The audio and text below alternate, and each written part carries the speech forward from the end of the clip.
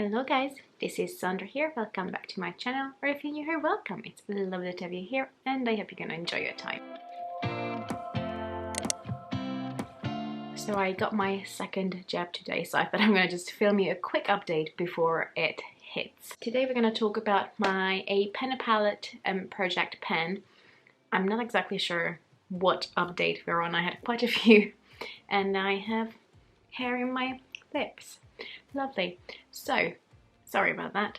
But basically, if you haven't seen one of my videos before, I think, you know, pen eyeshadows, pen-dose eyeshadows and those kind of projects are quite popular on YouTube at the moment. And I decided with mine that if I just have like at least one pen in all of my eyeshadow palettes, that's quite good usage for me, just because I have quite a few. And I'm not gonna lie, I bought quite a few since the pandemic because that's something I really like to play with. So I think at the moment I have between 40 and 50. I will put the exact number here once I figure it out at editing. So I have quite a few palettes, and at the moment I have pen on 15 of them maybe. Again, I will put the info there as well of how many palettes I actually have pen on already, but either way, some of them seen quite good usage but still don't necessarily have pen on them, so I decided, you know, if I focus on these all the time, then at least I can have some better, get some better use out of them basically. So each month I work on 5 shadows, and I also give myself the rule that if I use up 5 shadows altogether, then I can rearrange what shadows I'm working on, which I'm pretty sure I have hit pen on 5 shadows already, but I haven't done that so far. I haven't felt the need, just because I can rotate through them quite well actually, which I'm surprising myself as well, but so far I haven't felt the need to do that. And without me bubbering for much longer, let me just jump into the updates. If you've seen my previous update, I somehow managed to roll in all 4 of the Colourpop Animal Crossing little 4 pen palettes, so I'm gonna just keep them out. They came in this really handy little sleeve, so I kept them in there on my table because it just keeps them together and keeps them safe. So I'm gonna just go through them one by one, how they come into my hand. So the first palette we're working on is the Label of the Ball, which is the more purple themed eyeshadow palette, and I am working on the shade Taylor's Ticket, and this is something that I use today as well. As you can see, I have a really purple eyeshadow look going on, and I used purely this palette, nothing else, and I really like how this came out. I feel like purple eyeshadows are really flattering with brown eyes. And even though I haven't felt like I used purple an awful lot, I must have, because I have a really substantial dip in this. And I don't know if you're gonna be able to see it in the pictures, so I'm gonna hold it up for you. Look at that dip. So for reference, this is the shadow I'm working on. I know you can like see usage in some of the other ones, but this is the shade I'm working on. And it has a really nice sizable dip. So I think by next month this is definitely something we will be able to roll out. I think I'm super close, but unfortunately I didn't hit pen on it today. But I really enjoy this palette. Like playing with it today, I felt like I just love these pastel purples. A few times I also used it as a nail polish topper, and I find that this shade, Label of the Ball, even though it has sparkle running through it, not Label of the Ball, sorry, Taylor's Ticket, even though it has shimmer running through it, it works perfectly in the crease. So that's what I did today. I used this in the crease and all over the lid. I also used the P. Louise purple base under it, so that helped a lot, I think, in making it super vibrant as well. But I used this all over the lid and then in the crease as well, and then a little bit of this in the outer corner. And then I also used this shade more as a topper in the middle of my eyelid. The only shade I didn't use is this pressed glitter, but I used all other 3 shades. And that's another thing why I quite like this project, because I feel like it makes me reach more for the other shades in the palette as well. But yeah, unfortunately I haven't hit pen on it, but I feel like we're making really good progress. So, you know, I'll take it. I take it. Then next up we have 5-Star Island. So this one is the more pink color story, and I have to say I find it a little bit weird that it's a full-on pink color story and then they popped in this yellow, which is the one I'm working on, which is called Isabel. So it's really fitting, you know, she's the one who gives you the star ratings, so it all makes sense. And I thought that's gonna be a shade that I'm gonna be hitting pen on the quickest, and that's one of my slowest progresses between all these palettes. I don't know why. I think it's because it's a really sheer color. So let me just show it on the back of my hand. As you can see there, it has like a slight yellow tint to it, but it's actually quite sheer, and on my eyelids sometimes it translates way too silver for my liking, which is not like my cup of cake at all, or my cup of tea. Not my cup of cake, that doesn't make sense, does it? It's not my cup of tea. Oh my god. So I find this is a little bit harder to use for me personally anyway. So there is a dip going on. Again, I think you can't really see it on the picture. So let me show you like this. Hopefully you can see there is quite a good dip going on in there. But I think with this one, it might be with us for a while. I sometimes use a small bit of it as an eyeliner, as a highlighter, but I just feel like it's a really slow going progress. So I'm not sure how long this is going to take me. And it's funny because I thought this will be the fastest going out of them all. It clearly isn't. Then next up we have Nook Ink, which is the green themed palette. And this one I'm working on the shade Yes Yes, and I thought that I made so many different green looks over the past like month, and I don't think so, because this one, while it has a sizable dip in there, I feel like I still have quite a bit to go. So today I used this shade on my nails. I'm not sure how much you can see. There we go. So I'm not sure how much you can see. I just basically used a dark green nail polish, and then I concentrated the shimmer more to like my nail bed, so it has this really cool shiny shimmery effect. I really like it. So I used this shadow for that, and I used it quite a few times actually as a nail polish topper. I think it works really well. So this is the shade I'm working on. And hopefully you can see a little bit of a dip. I feel like because I used it quite a few times on my nails as well, it has a really wide dip in there rather than like a more concentrated one. So I'm not sure how much you can see, but I really enjoy using this shade. It's super beautiful. Let me again show you that one as well. Sometimes it takes a bit of building up, but there we go. It's beautiful either as an inner corner highlight, or I quite like it packed on top of a like Made in the Shade, which is this slightly more muted, I want to call it like a pastel kind of green, but it's not really a pastel, it's just a more muted kind of green. It's beautiful. So I feel like it's perfect either as an inner corner highlight or packed on the lid on top of another color. It's really, really nice, and I did enjoy a green look lately, so hopefully by next month we can hit pen in that one as well, but I think that one is a little bit further away than the purple shade if I'm honest, but we'll see. Fingers crossed. And then the last palette we have is the What a Hoot palette.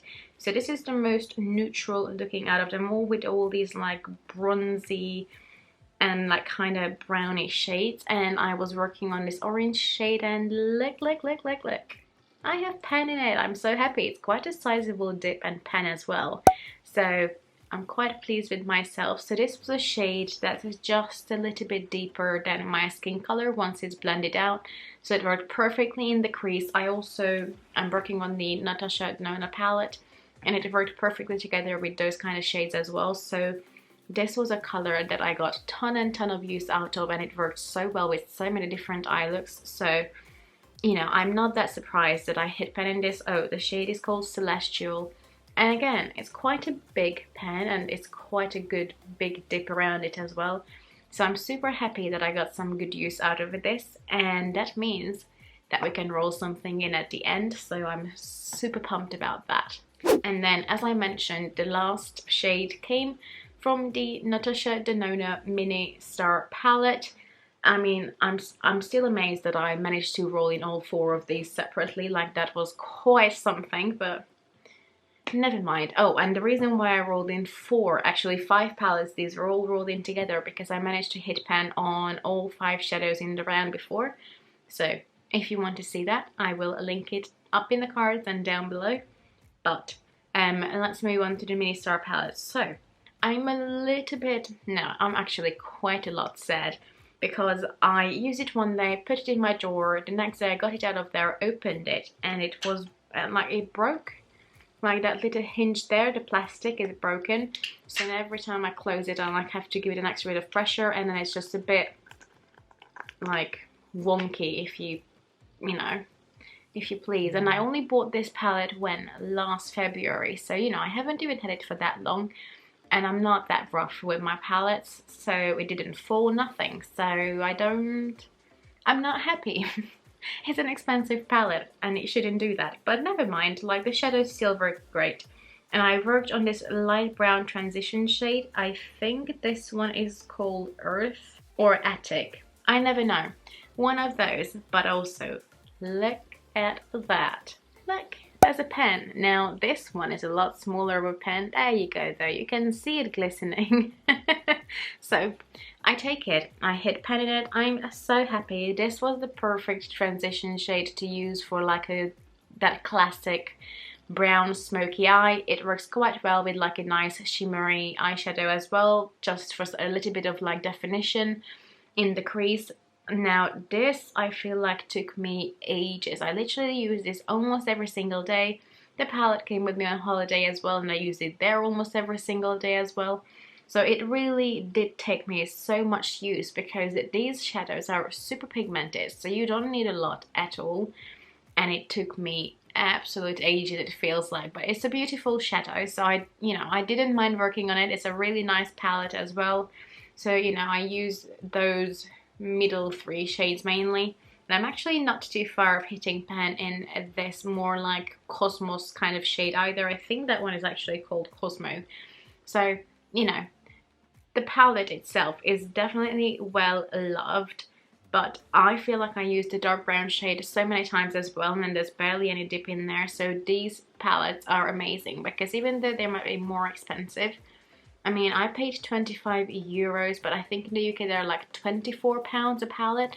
So, you know, if you think about how you only get 5 shades for it and it's quite small, it's not the cheapest, but they are so pigmented. You definitely don't need a lot at any one given time. So you definitely get your money's worth out of it, or that's what I feel like anyway. And it took me ages to even just get that tiniest little baby pen, but it's a pen. So we're gonna roll in 2 new palettes.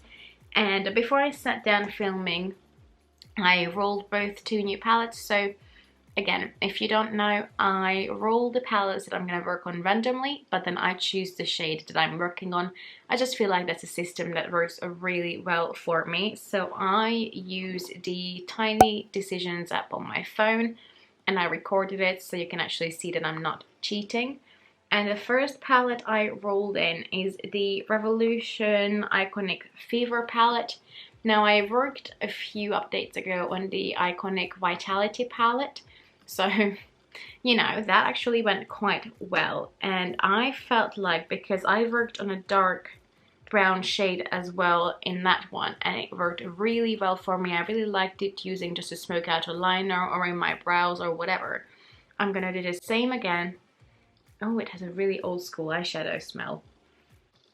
I quite like it though. It's like that really typical old school eyeshadow scent. Anyone knows what I'm talking about? I don't know. But I'm gonna work on this dark shade. Now, these shadows unfortunately don't have names for them. I don't even know if Revolution still does these kind of palettes, do they? I think they do. So again, last time I worked on a dark brown shade from this palette, and I'm gonna do the same this time. So, oh, it's a little bit powdery. It's that deep brown, I cannot talk. It's that deep brown shade that we're gonna work on. I'm gonna just put all shades on my hand so you can see. So again, I think it's gonna be really nice just as a smoked out liner. And last time actually it didn't take me too long to hit pen on it.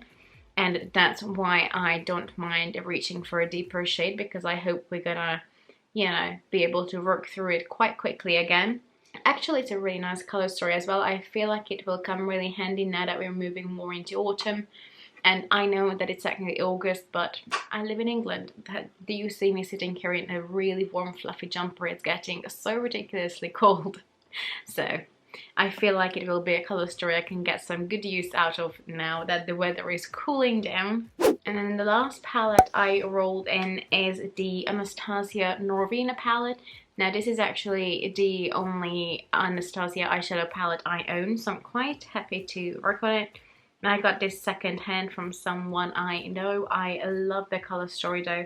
And I was wondering, like, should I, you know, roll in something purple, something pink? But then I thought about it and I'm like, no, I already have the green and the purple in there. So I feel like I need something a bit more neutral just to give myself a little bit of a break from the colors.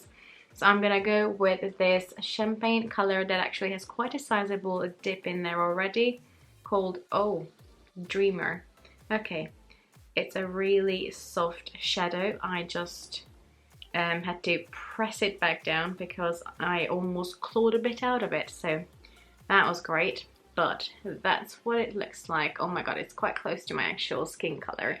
So this is a color story, and I feel like it's quite a good color palette because you have all the neutrals with the, you know, the champagne, the dark brown, and the yellow that has a bit more of a golden shift to it.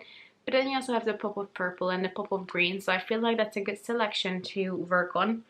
And again, I'm happy to reach more for my Anastasia palette. If I wanted to, I can still reach for like Celestial and use it together, that was a weird way of saying it, together with the La Belle of the Ball palette. And just in general, these kind of shades are so pretty in the autumn, so I'm excited to reach more for this palette altogether as well, because I feel like I haven't given this enough love just yet in my collection. And I feel like Dreamer is such a beautiful champagne color. I can create so many nice looks just with even those two shades. So I'm excited to use this. Super pumped, although I can already see the packaging getting super dirty. But that's it for the month. Again, that's the color story that we're gonna work with, and let me know what you think, or if you are working on any eyeshadow palettes at the moment. I would love to know what you're working on. I find it quite intriguing. But for now, I'm gonna go. If you like this video, please give it a thumbs up, and please consider subscribing. It would mean so much to me. But for now, I'm gonna go. I hope you have a lovely day, and I hope to see you in my next video. Bye bye.